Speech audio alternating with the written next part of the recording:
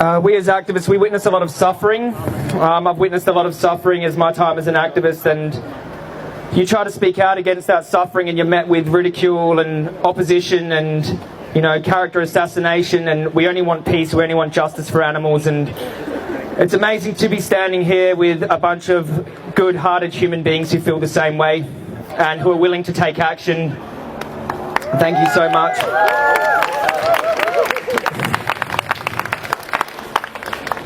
What an insane use of our resources. You know, what an insane use of our resources. Forcibly impregnating animals, innocent animals who can't speak for themselves, keeping them away from the public's view in sheds, factories, with sentient beings in there, suffering, pleading for help. Are we the only ones listening? Yeah. So sad. We're using all of our land, our water, our resources, our food, while people are starving. We're feeding it to animals and we're stabbing them in the neck and killing them and eating their body parts. And, you know, good-hearted people contributing to something so horrific.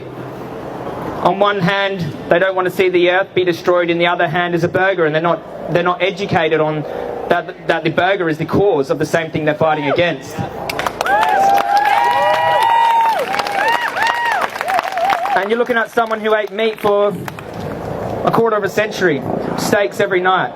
You know, I just woke up and I was like, what am I doing? What are we doing to these resources? What are we doing to these poor, innocent animals? I'm a vegan advocate, so I do vegan advocacy. But I realise that's not working fast enough, unfortunately. So direct action is what, if that's what it takes, then that's what it takes to get the government to listen.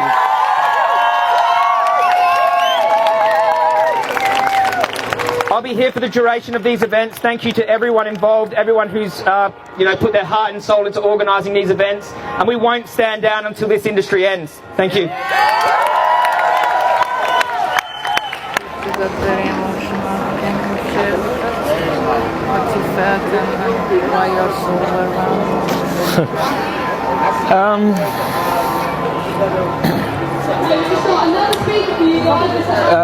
I guess I've been thinking about suffering a lot, and I guess we're all kind of suffering with the animals, and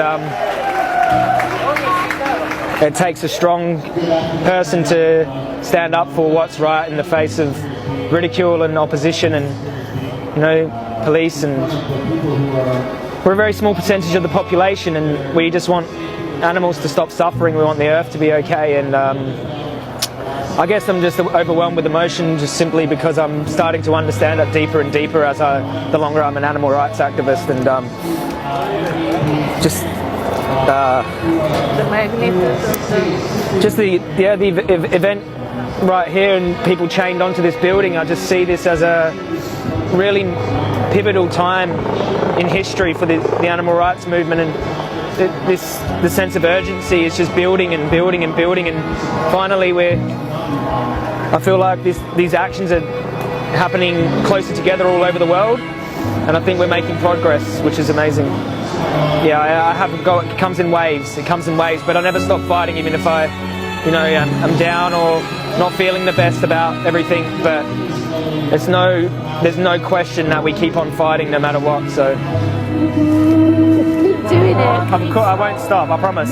Honestly. I promise. Thank you. Thank you so much. Never turning back, never turning back. Hope and bear witness to the victims of greed. We all know what's happening to animals, and what happens to animals destroys our environment. And for long times now, we've been observing what XR have been doing in their amazing work, and we thought, but why isn't the message being told about animal agriculture? And we've been watching from afar and often taking part, joining forces with our environmental friends.